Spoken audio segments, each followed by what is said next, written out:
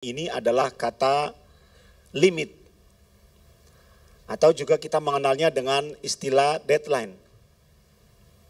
Betul ya? Apalagi kalau Anda orang yang tipikalnya slow motion. Biar lambat asal selamat. Ada orang-orang yang sistem kerjanya SKS.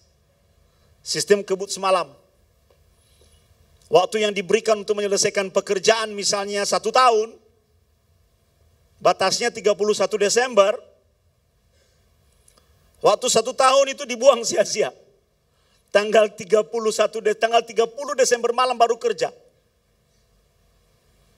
Deadline selalu berurusan dengan yang namanya pekerjaan, saudara. Dan memang selalu ada deadline di dalam pekerjaan. Anda harus menyelesaikan tepat pada waktunya, tepat pada waktu yang diberikan kepadamu. Deadline juga berurusan dengan utang.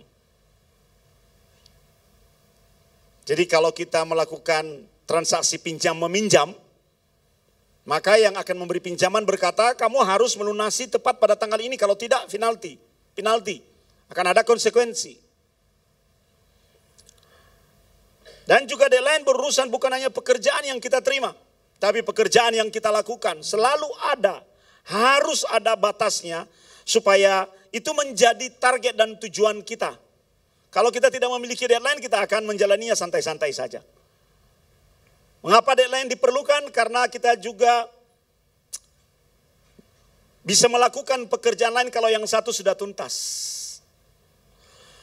Nah, kadang-kadang kita tidak bisa menghindari yang namanya deadline itu, saudara. Selalu ada, selalu menuntut kita untuk bekerja lebih keras lagi. Tetapi yang Abuna akan sampaikan kepada kita hari ini, ada 2 orang di dalam Alkitab pernah melakukan negosiasi kepada Elohim. Mereka melakukan negosiasi kepada Tuhan untuk melampaui deadline yang sudah ditetapkan kepada mereka. Dan kita akan belajar supaya kita pun bisa melakukan negosiasi yang sama. Walaupun tidak di dalam taraf dan kapasitas atau kualitas yang sama dengan mereka. Tokoh pertama yang akan kita bicarakan dan kita pelajari mengenai deadline.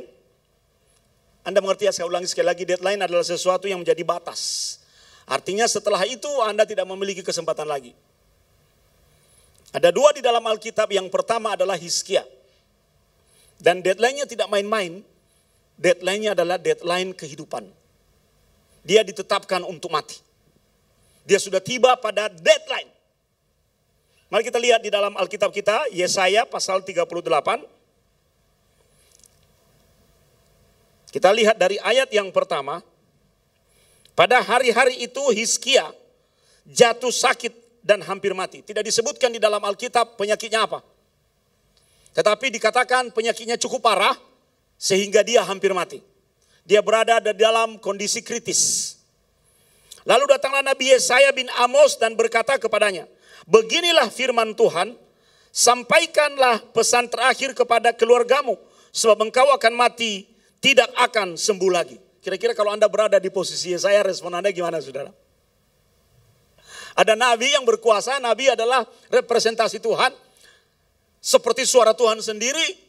Misalnya tiba-tiba dia berkata, beginilah firman Tuhan, bisnismu hari ini bangkrut. Ada firman Tuhan datang kepadamu, hari ini engkau akan turun dari jabatanmu.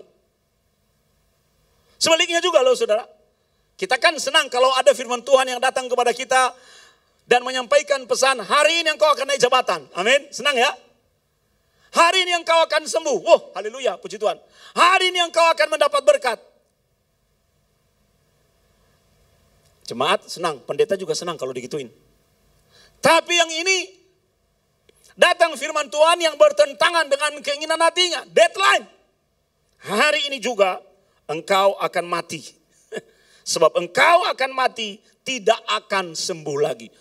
Orang akan nurut pada apa kata Nabi di zaman perjanjian lama. Karena Nabi di zaman perjanjian lama membawa suara Tuhan. Apa yang dikatakan Nabi, ya itulah dia. Itu yang akan terjadi. Beda dengan Nabi zaman sekarang. Giliran nubuatannya tidak tepat, dia berkata Tuhan bicara berbeda di detik-detik terakhir. Ada yang seperti itu, saudara? Tapi anehnya yang begitu-begitu banyak diikuti orang. Lihat ayat yang kedua. Lalu Hizkia memalingkan mukanya ke arah dinding Dan ia berdoa kepada Tuhan. Kenapa orang di zaman dahulu kalau berdoa menghadap dinding? Sebenarnya ini yang kita biasa, saudara. Ini adalah kebiasaan, kebudayaan di mana kalau menghadap dinding, bukan berdoa kepada dinding, tapi memfokuskan hati dan pikirannya ke satu titik, yaitu Tuhan. Supaya dia tidak melihat-lihat yang lain. Dia menghadap dinding seperti istilahnya sekarang memakai kacamata kuda. Tidak terganggu dengan yang lain-lain. Ketika Hizkia berdoa, dia membawa seluruh keinginan dan keinginan hatinya kepada Tuhan. Kenapa dia berdoa? Karena dia mendapat berita buruk. Dan berita buruk itu sudah tidak bisa ditawar lagi. Karena yang menyampaikan kepadanya adalah Nabi Tuhan sendiri. Apa yang dia lakukan? Kadang-kadang kalau respon kita seperti ini kita udah histeris. Kita udah teriak-teriak, kita udah protes. Kok bisa? Aku pengen Edo lagi. Udah ngomel-ngomel, nyalain siapa-siapa. Tapi apa yang dilakukan oleh Hizkia ini sesuatu yang menjadi teladan buat kita. Ketika Hizkia mendapat kabar buruk dan diberitahukan kepadanya mengenai deadline kehidupannya, dia mencari Tuhan. Ini kata kuncinya, saudara. Katakan mencari Tuhan. Dia menghadap Tuhan. Orang yang berdoa tahu persis tindakannya itu seperti apa. Ketika dia berada dalam pergumulan, ketika dia berada di dalam masalah yang dia tidak tahu bakal terjadi seperti apa. Dia mencari Tuhan. Hari Selasa, hari Senin, Abuna dan Abuni tiba kembali di Indonesia. Hari Selasa, Abuna ngantar revival, jemput, tiba-tiba muncul telepon. Ada telepon kepada Abuna besok Rabu ditunggu di Jakarta. Saya bilang jet lag belum sembuh. Kalau udah ada telepon yang seperti itu tidak ada pilihan selain berkata ya. Langsung cari tiket, saudara. Saya tidak tahu apa yang bakal terjadi. Ketemu dengan seseorang, ada meeting, dan wajib dihadiri, saudara. Dan mulai turun dari bandara di atas pesawat, saya nyanyi tiap langkahku diatur oleh Tuhan. Saya nyanyi itu terus. Tuhan, aku butuh keajaiban-Mu, Tuhan. Karena saya berhadapan dengan sebuah deadline yang menentukan, saudara. Dan sungguh Tuhan bekerja. Saya mengalami apa yang disebut melampaui deadline yang sudah ditetapkan. Dan itu adalah keajaiban. Tunggu ya, tunggu. Doakan, biar berproses. Biar itu menjadi hadiah ulang tahun gereja kita.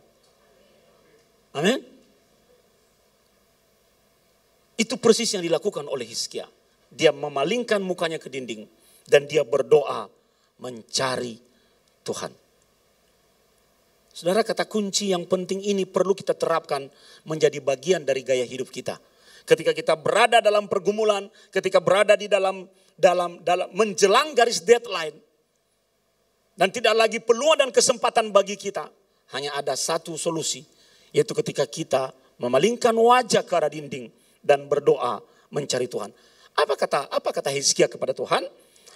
Tuhan, ingatlah kiranya bahwa aku telah hidup di hadapan-Mu dengan setia. Dan dengan tulus hati.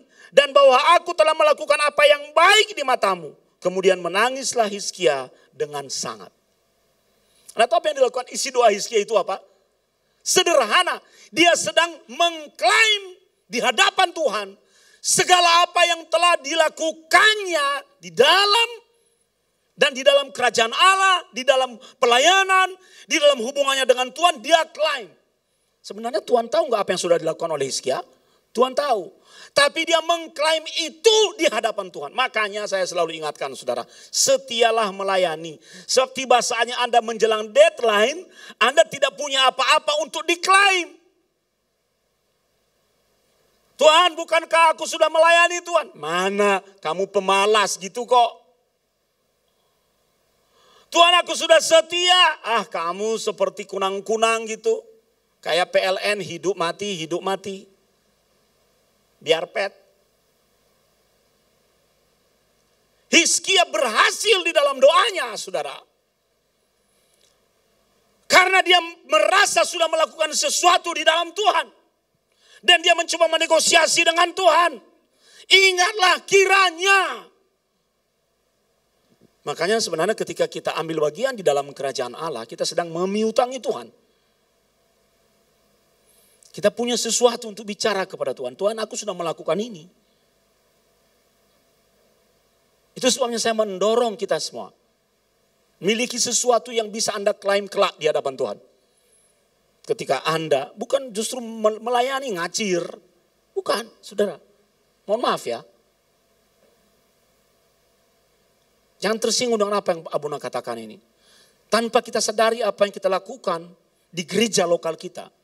Sebenarnya itu merupakan sesuatu yang kelak kita klaim ketika kita bernegosiasi dengan Tuhan. Karena Tuhan ingat itu. Kesetiaan, ketulusan hati. Di gereja emangnya nggak ada yang bisa benjol-benjol, bentrokan? Bisa ada. Tapi kalau kita memiliki ketulusan hati, kita akan lolos. Jangan lupa, kita sedang mengumpulkan harta di sorga. Dan kita klaim harta itu dengan pelayanan kita. Kita kumpulkan harta itu dengan pelayanan kita. Dengan tindakan-tindakan kita di bumi di dalam kerajaan Allah. Kelak ketika kita butuhkan, kita klaim. Tuhan, ini loh. Ya tolong bermurah hati kepadaku. Hati Bapa di dunia saja kalau anaknya seperti itu luluh, terlebih hati Tuhan. Dan menangislah Hizkia dengan sangat cepat sekali, saudara. Lihat ayat yang keempat. Maka berfirmanlah Tuhan kepada Yesaya. Nabi yang sama, yang barusan disuruh untuk berkata mati kau. Betul ya? Sekarang nabi yang sama disuruh lagi pergi kepada Hizkia dan katakan kepadanya, beginilah firman Tuhan Allah Daud, bapa leluhurmu. Telah ku dengar doamu. Wah. Telah ku dengar doamu dan telah kulihat air matamu. Sesungguhnya aku akan memperpanjang hidupmu. Berapa? 15 tahun lagi. Wow. Nabi yang sama yang barusan diutus untuk menyampaikan pesan mati kau. Diutus lagi dengan berkata hidup kau. Karena dia bergerak di dalam otoritas dan mandat Tuhan. Hizkia melewati deadline dan tenggat waktu, batas kritis. Karena Tuhan telah mengintervensi deadline itu. Jadi kalau saudara sedang berada di dalam deadline hari-hari ini, ada mungkin ancaman kematian, ada mungkin ancaman intimidasi, ada mungkin ancaman pekerjaan konsekuensi ketika engkau tiba di deadline dan do nothing, tidak mampu melakukan apa-apa lagi. Tuhan bisa membawamu melampaui deadline itu ketika engkau berdoa kepadanya. Menangis di hadapannya, memalingkan mukamu kepada tembok dan memiliki sesuatu untuk diklaim di tanganmu. Ini penting. Kasih tahu kiri kananmu, melayanilah. Tanpa kita sadari loh, 15 tahun Hizkia mengalami perpanjangan hidup. Itu yang pertama. Tokoh yang kedua, perjanjian lama lagi, kita buka kitab Yosua. Yosua pasal yang ke-10.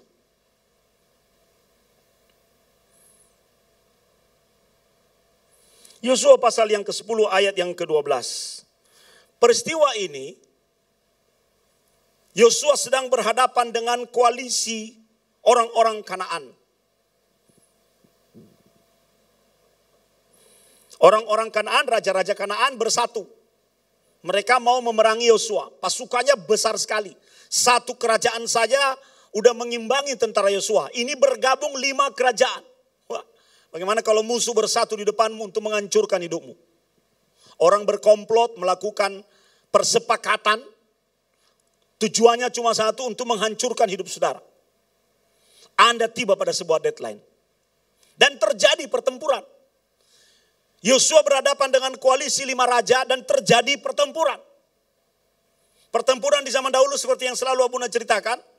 Ada bunyi trompet pada pagi hari, bunyi sangkakala, dan mereka bertempur. Yosua juga melakukan hal yang sama. Dan situasi yang akan kita baca ini dalam ayat yang ke-12 ini, itu menjelang sore hari. Jadi sebentar lagi trompet untuk menghentikan peperangan berbunyi. Artinya kalau trompet itu berbunyi, maka peperangan berhenti dan dilanjutkan besoknya.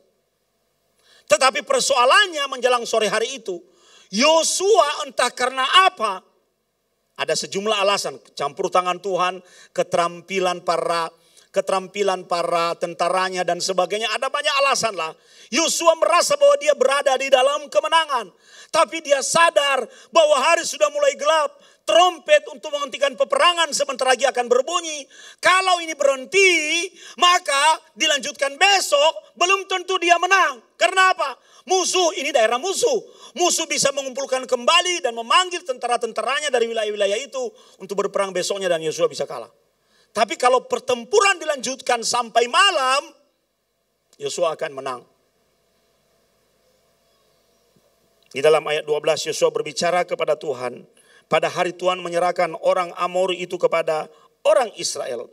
Ia berkata di hadapan orang Israel, matahari berhentilah di atas Gibeon.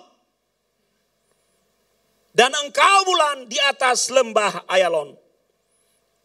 Ini doa Yosua, saudara. Kenapa Yosua meminta matahari berhenti dan bulan berhenti? Kata berhenti di situ artinya stay. Kata berhenti di situ adalah still, tidak berubah, tidak beranjak. Dengan demikian ada perpanjangan waktu yang dialami oleh Yosua di hari itu. Dan ilmu pengetahuan melalui NASA sudah membuktikan bahwa ketika kembali ke belakang di masa Yosua meminta doa yang seperti ini, memang waktu berhenti. Di situ penanggalan berubah. Dan bulan serta matahari memang berhenti.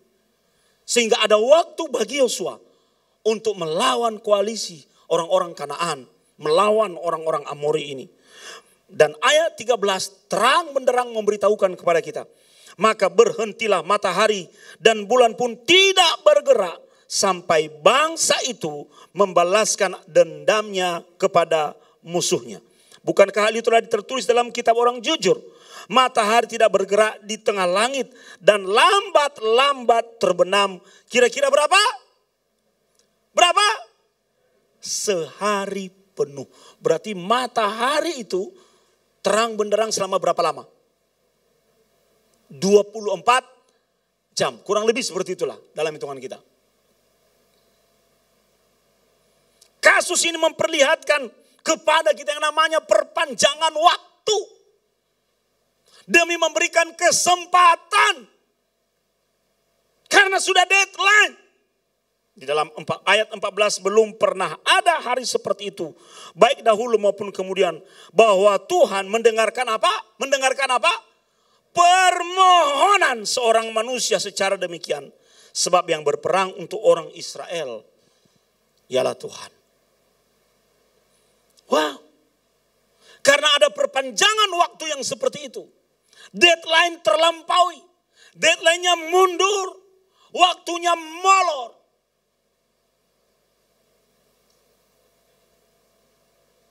Dan ada kemenangan yang diperoleh oleh Yosua. Sekarang pertanyaannya. Kita bukan Hizkia. Kita bukan Yosua. Tetapi pengalaman mereka mungkin kita tidak bisa ulang dalam kehidupan kita. Tetapi melalui pengalaman mereka kita bisa belajar, kita bisa melihat polanya. Dan pola itu menjadi inspirasi buat kita dalam cara kita terhubung dengan Tuhan. Ketika kita berada di dalam masalah, pergumulan yang sama. Entah apa masalah dan pergumulan itu, tetapi polanya adalah kita berada di dalam deadline. Entah apa dengan saudara hari-hari ini. Tapi mari kita melihat ada 3 pelajaran yang sangat penting. Yang kita bisa petik dari pengalaman Hizkia menerima perpanjangan usia 15 tahun. Dari permohonan Yosua sehingga dia melihat matahari berlambat-lambat tumbuh selama sehari penuh. Yang pertama mereka keduanya berada dalam situasi sulit. Ini pola yang sama dengan kita. Entah situasi sulit seperti apa yang sedang saudara alami hari-hari ini. Yang sedang memepet saudara. Deadline itu seperti dipepet di dinding. dipepet. Kalau tidak ada perpanjangan ke sana atau ini mundur, maka kita bisa jadi gepeng.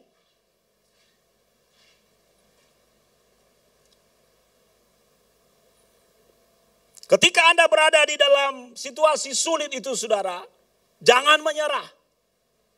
Banyak orang menyerah ketika berada dalam situasi sulit. Mungkin sulit secara fisik, mungkin sulit secara rohani, mungkin sulit secara ekonomi, sulit secara intelektual, entah apa lagi. Banyak hal yang bisa membawa kita berada di dalam kesulitan.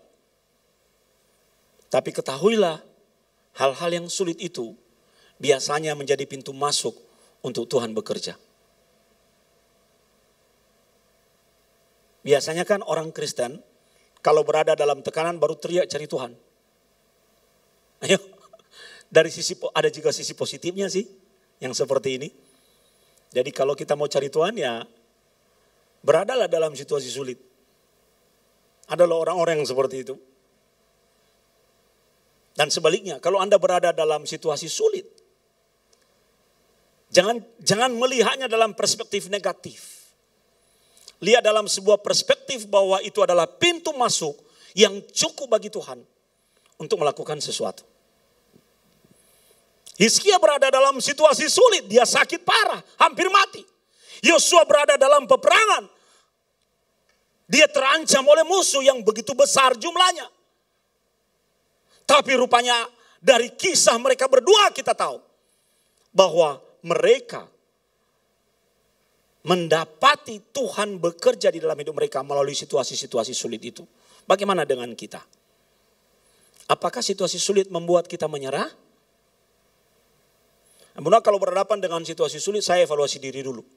Kesalahan saya apa Tuhan? Apa yang salah yang sudah aku lakukan? Dan kalau itu ternyata kesalahan saya, situasi sulit itu terjadi karena pelanggaran saya sendiri, kesalahan saya sendiri, minta ampun pada Tuhan. Tuhan, aku salah. Ampuni. Itu langkah yang benar. Yang kedua, baru kita mencari Tuhan. Ketika kita sedang berada dalam situasi sulit, bukan justru cari manusia, bukan mengandalkan manusia, bukan mengandalkan orang kuat. Sebab manusia memiliki natur, kecenderungan, saudara. Orang kalau sudah sakit itu ya, perhatikan ya. Dulu Abuna itu pernah mengalami sakit GERD. Sampai harus pergi ke Singapura. Ada orang bawa, ayo kalau kumat itu, di klinik itu di Indonesia Abuna bisa diberi sampai 12 sampai 15 butir obat. Jadi setelah minum obat itu teler karena obat. Di Singapura cuma satu obat, sudah satu til, tes.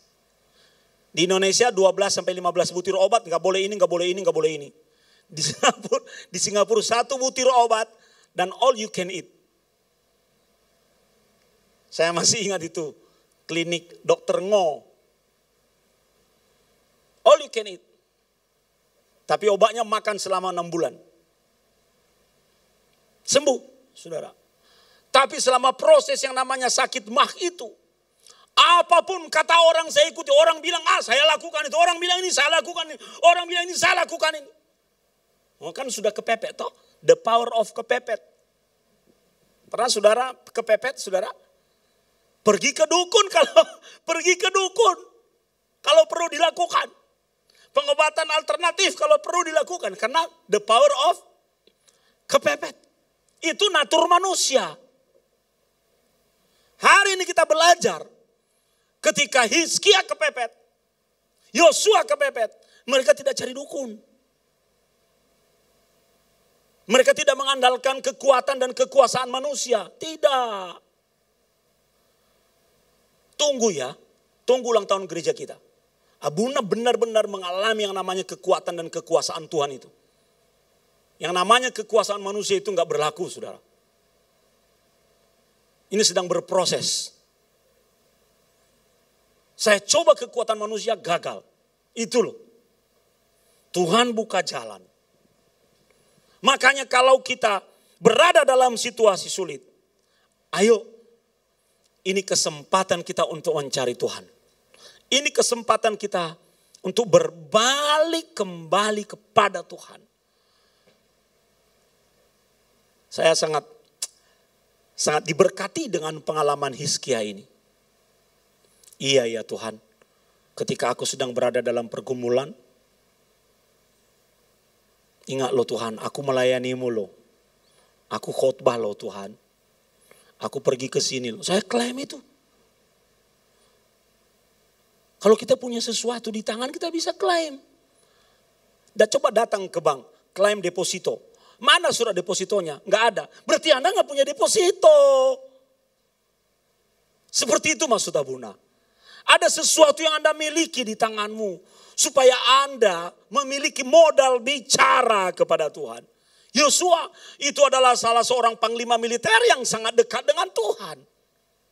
Ketika dia takut, dia cari Tuhan. Dia takut, dia gentar, dia cari Tuhan. Kenapa? Ingat, yang pertama tadi mereka berada dalam situasi sulit. Yang kedua, ketika situasi sulit melanda, yang mereka cari siapa? Yang mereka cari siapa, saudaraku? Tuhan. Dan yang ketiga, kenapa mereka mencari Tuhan? Karena mereka memiliki hubungan yang kuat dengan Tuhan sendiri. Kalau mereka tidak memiliki hubungan yang kuat dengan Tuhan, nggak ada gunanya. Tuhan di sana, kita di sini ada tembok. Omonganmu nggak nyampai ke sana. Walaupun memang Tuhan tahu. Ada penghalang.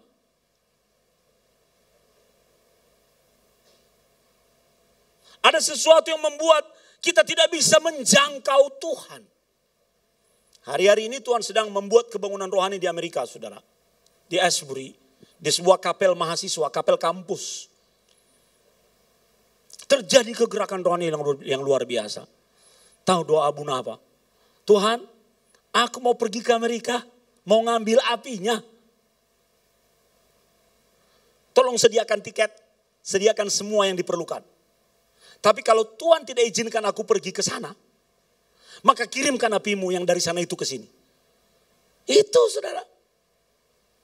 Nggak usah harus ke sana, rak popo. Tapi api yang di sana, hidupkan di sini. Anda tahu bagaimana api bisa menyala? Pertama dia menemukan di tempat itu ada sumbu. Kalau tidak ada sumbu, api tidak menyala. Jadi mari kita pastikan di gereja kita, kita semua adalah sumbu-sumbu yang siap dinyalakan oleh Tuhan. Ada amin? Ada Petrus? Ada Yohanes? Ada amin? Berarti hampir semua namanya amin di sini. Pastikan kita menjadi sumbunya Tuhan. Ketika api tidak akan menyala kalau dia tidak menemukan media. Dan media pertama dari api adalah sumbu. Oke, ada sumbunya. Bagaimana supaya sumbu itu bisa menyala? Sumbu itu harus kering. Tidak boleh basah. Itulah sebabnya Abuna hari-hari banyak menggenjot pelayan mimbar. Ayo kalau nyanyi di mimbar itu, jadi sumbu. Jangan jadi tukang pemadam kebakaran justru. Pelayan Tuhan itu harus jadi orang yang menjadi sumbu, bukan pelayan pemadam kebakaran. Ada api malah mati apinya. Tinggikan dirimu. Gimana api Tuhan muncul? Gimana api Tuhan menyambar? Tuhan itu bekerja dan melihat antusiasme. Kita pertama dalam antusiasme itu adalah pelayannya dulu, baru jemaatnya. Sebab urapan itu datang dari atas melalui pelayan dan turun ke bawah.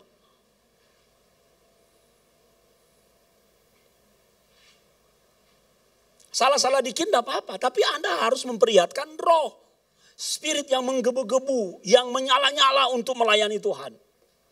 Sudah terlalu lama kita biasa-biasa saja. Mari kita sekarang tahun ini luar biasa. Anda yang duduk di kursi itu jadilah sumbu. Buat Tuhan untuk bekerja sehingga rohnya yang melayang-layang itu bisa menyambar. Dan pastikan sumbu itu kering. Bukan basah. Supaya dia bisa menyambar. Kebangunan rohani hanya akan terjadi Ketika semua orang yang siap dengan lawatan Tuhan menjadi sumbu untuk dibakar oleh Tuhan. Dia menjadi sumbu yang kering. Orang kalau kering seperti rasa lapar dan haus, kita kering, kita akan mencari air. Nah, kebutuhan mencari air itu ada daya tarik bagi kuasa Roh Allah untuk bekerja, menjamah dan merevive kehidupan kita.